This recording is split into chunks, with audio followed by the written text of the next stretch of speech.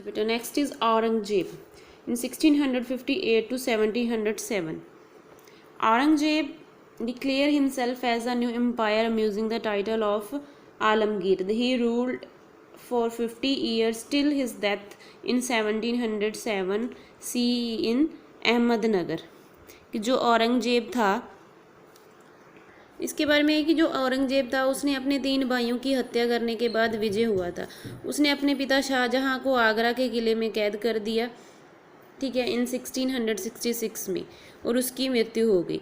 औरंगजेब ने खुद को आलमगीर की उपाधि धारण करने वाला एक नया सम्राट घोषित कर दिया. उन्होंने अहमदनगर में इन 1707 CE में अपनी मृत्यु तक 50 ईयर तक शासन किया था. Rebellion during his reign. Rebellions होते हैं विद्रोह. They were a number of rebellion during the Aurangzeb region, the Amons in the northeast side, the Jats of Agra Delhi region, and the Satnamis of Marathas region revolt and were suppressed. Aurangzeb had the conflict with the 9th Guru Tegh Bahadur, who was the mercenary Martyred. His led to the transformation to peace-loving Sikh into the military community called the Khalsa. उनके शासनकाल के दौरान विद्रोह. औरंगजेब ने शासनकाल के दौरान कई विद्रोह हुए. उत्तर पूर्व में अहोम, आगरा, दिल्ली क्षेत्र में क्या आ गया, वसा, और मथुरा क्षेत्र में सतनामियों को विद्रोह कर दबा दिया. औरंगजेब ने 9वें सिख गुरु तेग बहादुर जी के साथ संघर्ष किया, जो निडरता और से शहीद हुए थे. निडरता से शहीद हुए थे. इसकी शांति को प्यार करने वाले सिखों को छत्रपति, उस कम्युनिटी को, मिलिट्री कम्युनिटी को क्या बोला जाता है, Khalsa. The Marathas under the dynamic leadership of Chhatrapati Shivaji become a formidable challenge for Aurangzeb. Due to this indifference toward the Marathas, his struggle continued to several years, which kept the innerst to decline. It was under his rule that in 1689 CE, Bijapur and Golconda surrendered to the Mughal empires.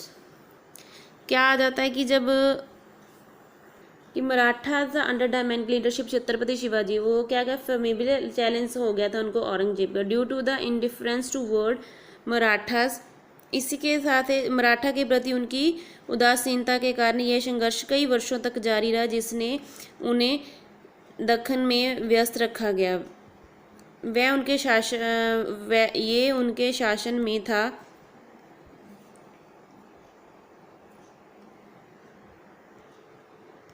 Under the Aurangzeb rule, the size of the Mughal Empire reached the maximum extent.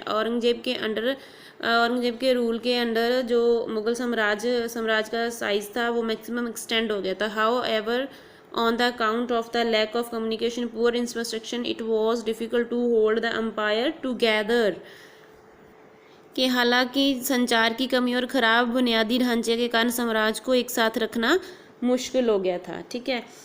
Personal traits. Aurangzeb was a orthodox, God-fearing, and strict disciplinarian.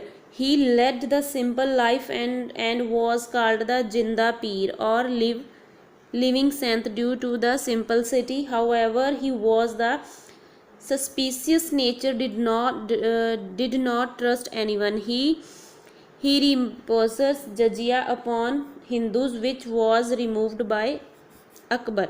कि जो उसके personal traits थे वो कैसे थे कि औरंगजेब था जो व्यक्तिगत, औरंगजेब एक रूढ़िवादी, ईश्वरवादी और एक सख्त अनुशासनवादी था. उन्होंने एक सरल जीवन व्यतीत किया और अपनी सादगी के कारण जिंदा पीर और जीवित संत कहा जाता था. हालांकि वो सुगंधित स्वभाव का था और किसी पर भरोसा नहीं करता था. उन्होंने हिंदुओं पर जजिया कर लगाया जो अकबर ने हटा दिया था.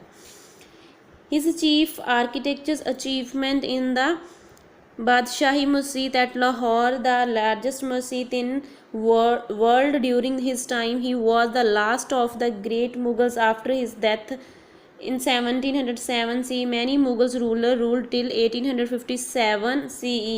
all those called the later Mughals.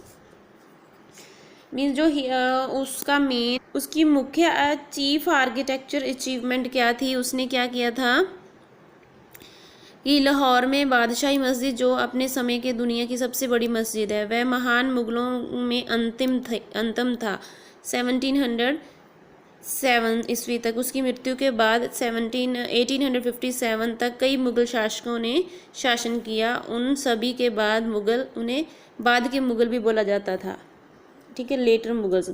Bahadur Shah Zafar was the last Mughal ruler who took the part in the revolt in 1857 against British but was capture and sent to the exile of Rangoon Myanmar. Thus this Aurangzeb that his British extended their territories. Next is Mughal administration. The Mughal were capable the administrators capable administrator. For the first time since the Sher Shah, an Indian ruler introduced the involtation in almost every branch administration. Akbar improved upon the administrative legacy of Sher Shah Suri and developed the such administrative system that his successor had to only maintain it with minor change from time to time. कि जो Mughal empire का administration था, जो मुग़ल थे वो capable थे administrator के लिए। और for the first time of since Sher Shah Suri Indian ruler, उसने इंट्रोड्यूस किया था किसको, almost every branch of administration. Akbar ने इम्प्रूव किया था एडमिनिस्ट्रेशन सिस्टम लेगेंसी, और शेर शाह सूरी ने डेवलप किया था एडमिनिस्ट्रेशन सिस्टम को, और उनके जो सक्सेसर थे उन्होंने वो आगे टाइम टू टाइम उसको मेंटेन और माइनर चेंजेस करते रहे। The central administration.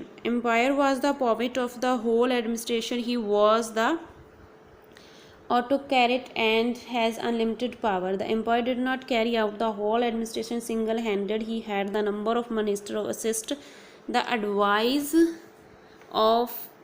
and him, or the most important minister of central government was the Vakil, Dewan, Mir Baksh and Khan-e-Saman. इसमें क्या आ जाता है कि जो एम्पायर का पॉकेट होल एडमिनिस्ट्रेशन होता है वो उनके पास अनलिमिटेड पावर्स होती हैं। एम्पायर डिड नॉट, जो एक एम्पायर होता है कि केंद्र सरकार के सबसे महत्वपूर्ण मंत्री जैसे वकील, दीवान, मीर बख्शी और खान अल सनम थे, ठीक है। द वजीर वॉज द चीफ मिनिस्टर, की जो वजीर होता था वो चीफ मिनिस्टर था। The Diwan control the department of financial and revenue, he made the rule and regulation for the land revenue settlement. The Mir Baksh was the mainly concerned with the recruitment, maintain, training and inspection of the army. He was the paymaster of the Imperial's army. The Khan Sanam was the in charge of the royal household. He made the duties were to control the empire personal servants and look after the food stores etc. He also managed the Kharkanasi. The Sardar Sadur was the encourage the Islamic learning. All the officials of the justice department such as the Qazi and Muftis were appointed by the king or his the recommendation. Understood?